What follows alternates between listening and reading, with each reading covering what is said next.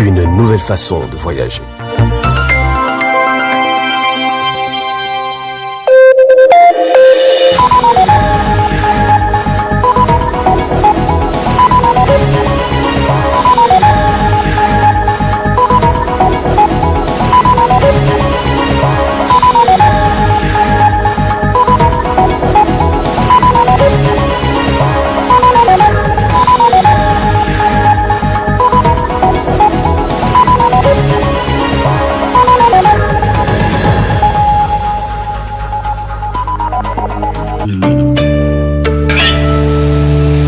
Messieurs, dames, bonsoir et ravi de vous retrouver sur ce plateau du Miroir de la Femme dans cette édition de 20h15.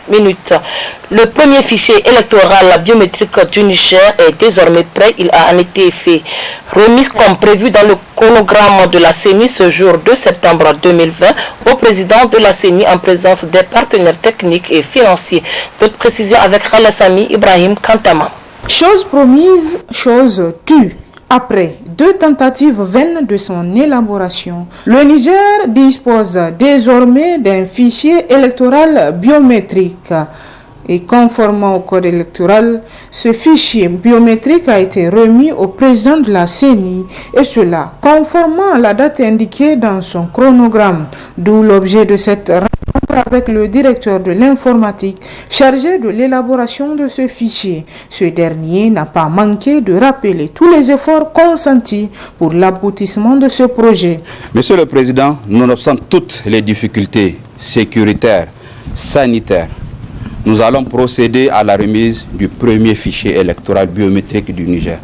Avant cette remise, permettez-moi de rappeler les principaux jalons qui nous ont permis d'obtenir ces résultats. Je commencerai par citer l'élaboration de l'avis à manifestation d'intérêt pour le recrutement d'un opérateur technique, l'élaboration du fichier d'appel d'offres, le processus de sélection et de recrutement de plus de 7000 agents d'enrôlement, l'élaboration de toutes les spécifications techniques, l'élaboration et la mise en œuvre du plan de déploiement, l'édition des listes électorales provisoires et la prise en compte de corrections issues de la gestion du contentieux. À ce jour, le fichier électoral biométrique se présente ainsi qu'il suit. Je vais donner les totaux. Nous avons un total de CEV de 19 322. Un total en termes de bureaux de vote de 25 977. Total de citoyens ou d'électeurs enrôlés sur le fichier. 7 446 556. Dont 4 93 291 femmes, soit 55% du total de la population enrôlée. Donc 3 353 265 hommes, autant pour moi, soit 45%. Le taux de réalisation par rapport aux estimations INS en termes de population électorale en l'an 2020, la population INS elle est de l'ordre de 9 791 442. Population électorale INS 2020, la projection en fait. Et donc le taux de réalisation par rapport à cette projection est de 76,36%. En réceptionnant ce premier fichier électoral biométrique dans sa phase première, c'est-à-dire avant l'audit, le président de la CENI s'est exprimé en ces termes. Nous avons travaillé dur, nous avons traversé des épreuves, mais nous sommes en droit légitimement de nous réjouir d'avoir ce bébé. Nous n'avons pas eu besoin de faire ni forceps ni césarienne. Le bébé est là, il est beau, nous l'honorons à sa juste valeur. Je voudrais dire que des gens ont donné leur vie pour que ce fichier soit, il est, qu'ils soient remerciés et que leur mémoire soit honorée et associée à ce fichier. Les amis militaires, les amis civils, les autorités administratives et locales, les chauffeurs, les plantons, les porteurs de toutes sortes de choses qui ont contribué dans le territoire national sur 1 787 000 km². nous sommes fiers d'avoir trouvé ce fichier. Nous sommes honorés de l'avoir eu. C'est donc, comme l'a dit le président de la CENI, sans forceps ni césarienne que le bébé est né. Même si du reste, le chemin à parcourir est encore long. Mais le président de la CENI et toute son équipe restent engagés à accomplir avec abnégation cette tâche si lourde et inédite dans l'histoire de notre pays. Triste nouvelle pour les partisans du parti politique CDS Rahama, M. Aboubakar Madougou, président national du CDS Rahama, centenaire allé. Ainsi donc, le président de la délégation CDS Zander, Amadou Roufaï, réagit après la disparition. Suivez plutôt. Nous avons le regret d'annoncer à l'opinion nationale, même internationale, la disparition tragique de notre président, le camarade Aboubakar Madougou, qui, de son vivant, était le président national du CDS Rahama. À titre de rappel, nous avons désigné le camarade Aboubakar Madougou président de la CDS depuis 2018 à la suite d'un congrès extraordinaire qui, après une plainte de l'autre côté, le congrès a été annulé. Et nous avons repris notre congrès en 2019, à travers lequel le camarade Aboubakar Madougou a été désigné président national du parti CDS Rahama. Et ce congrès a été validé par le ministère de l'Intérieur. Et ce qui a mis terme, en tout cas, aux zizanies qui avaient à l'interne du CDS pendant une décennie. Tout ce que Dieu fait, moi je pense que c'est bon, parce que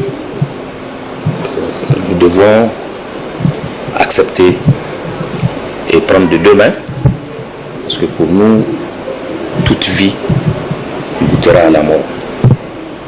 Donc Maître Madougou est parti, mais Maître Madougou reste avec nous. Parce que ce qu'il a eu à poser comme acte au sein du parti CDS Rahama sera gardé par les militants de la CDS pendant en tout cas plusieurs années. Puisqu'il est le président qui a mis fin vraiment à la crise interne du CDS Rahama, qui a duré en tout cas une décennie. Ce que nous tenons à dire ici à l'ensemble des militants du CDS Rahama, c'est que nous devons nous armer du courage et prier pour que le Tout-Puissant Allah l'accueille dans son paradis éternel et que vraiment son âme repose en paix. C'est tout ce que nous allons dire vraiment, parce qu'après la mort de quelqu'un, il ne sert à rien de bavarder, c'est de prier pour la personne. Voilà, merci.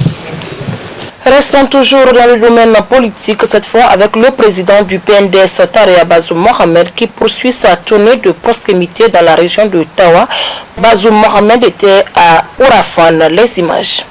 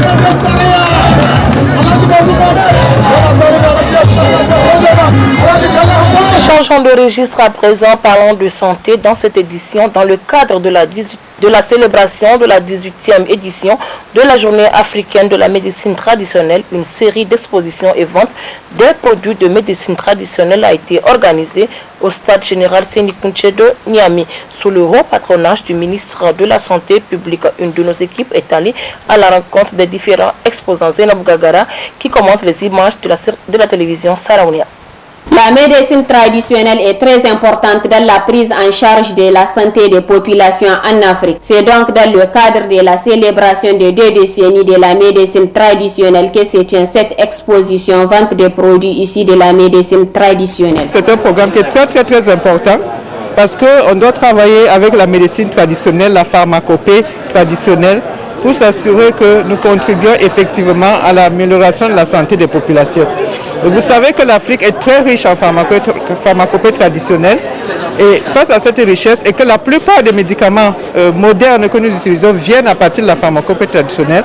Donc il est important de promouvoir tout ce qui sort de la pharmacopée traditionnelle et même de valoriser cela pour que Seigneur, on puisse vraiment nous assurer que tout ce qui est fait au niveau de la pharmacopée traditionnelle contribue efficacement à ce qui est fait au niveau de la médecine moderne. Donc les deux doivent travailler main dans la main. Et c'est pour ça que cette journée est lancée au niveau de l'OMS pour qu'on puisse vraiment rappeler régulièrement au niveau des décideurs, au niveau de tous ceux qui travaillent dans la médecine traditionnelle, que c'est important que les deux médecines travaillent ensemble pour qu'on puisse atteindre la couverture santé universelle que nous visons tous. La population est au courant et c'est pour ça justement que chaque année, il y a cette journée pour pouvoir rappeler, pour pouvoir faire des plaidoyers, pour pouvoir faire la sensibilisation de la population pour qu'on puisse se rappeler de cette journée-là. Donc on a institué cette journée pour que chaque année il y ait donc toutes ces manifestations qui visent vraiment à rappeler toute l'importance de ce que les deux médecines doivent travailler ensemble, non seulement au niveau de la population, mais au niveau des décideurs aussi. Oui, vous avez suivi dans le discours tout à l'heure que les tradis praticiens ont été formés dans différentes disciplines de la santé et ça les aide maintenant à mieux comprendre la santé et à mieux comprendre ces maladies-là et ça facilite vraiment la collaboration entre les deux médecines. La médecine traditionnelle est la somme de toutes les connaissances, compétences et pratiques, reposant sur les théories, croyances, expériences propres à différentes cultures et qui sont utilisées dans la préservation de la santé ainsi que la prévention. Notons que cette exposition vente des produits de la médecine traditionnelle se poursuit du 2 au 11 septembre 2020.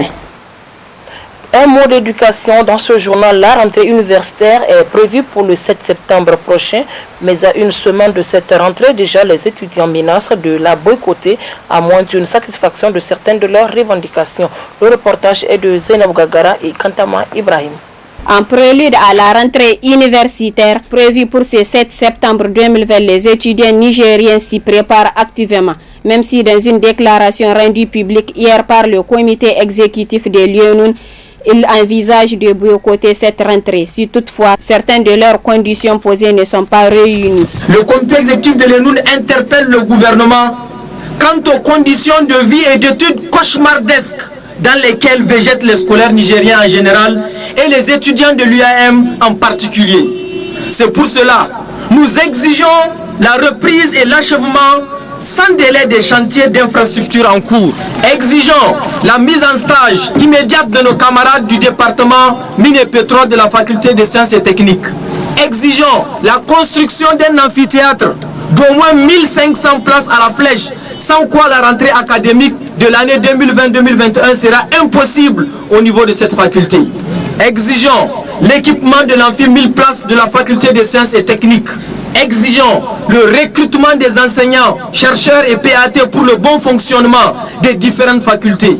Exigeons une meilleure planification et un suivi rigoureux des calendriers académiques par les autorités académiques en vue de la résorption du retard et la normalisation des années académiques à l'UAM. Sur le plan social, exigeons une très bonne organisation du transport de nos camarades pour leur retour des grandes vacances. Exigeons le lancement des travaux de construction des bâtiments d'hébergement afin de décongestionner la cité universitaire. Demandons la construction d'un nouveau restaurant et un marché moderne à l'UAM. Exigeons le traitement dans un bref délai des dossiers de l'aide sociale et sans critère aucun, ainsi que le paiement de la deuxième, troisième tranche de la bourse qui accumulent un arriéré d'au moins 5 mois, sans oublier le paiement immédiat de la bourse ministérielle de nos camarades de l'ENS. L'Union des étudiants nigériens UNUN donne un délai de 2 semaines au gouvernement pour la satisfaction de leurs revendications, auquel cas la rentrée sera perturbée. Voilà, point final de cette édition, messieurs, dames, au nom de toute l'équipe technique et rédactionnelle qui m'aidait à vous la présenter. Je vous dis très bonne suite de programme sur le miroir de la femme. Au revoir.